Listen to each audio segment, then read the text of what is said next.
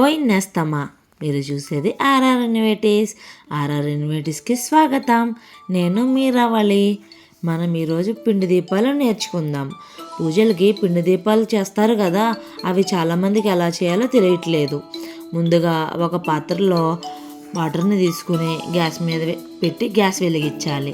నీరు మరిగేంత వరకు ఉంచి మరిగిన తర్వాత మనం ముందుగానే జల్లించుకున్న బియ్యపిండిని అందులో కొంచెం కొంచెం వేసుకుంటూ నెమ్మదిగా కలుపుతూ ఉండాలి. పిండి గట్టిగా అవుతుంది. ఆ గట్టిగా అయిన పిండిని ఒక ప్లేట్లో తీసుకుని చల్లారనివ్వాలి. ఇప్పుడు వెంకటేశ్వర స్వామికి 7 వారాల వ్రతం చేస్తున్నారు కదా, దానికి పిండి దీపాలు కంపల్సరీ కావాలి. అది చేసుకోవడానికే ఈ వీడియో నేను చేస్తున్నాను మీ అందరి కోసం.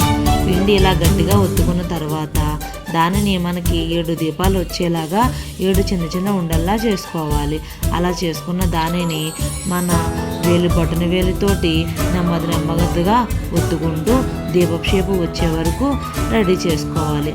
అంతే, పిండి దీపాలు రెడీ అయినట్లే.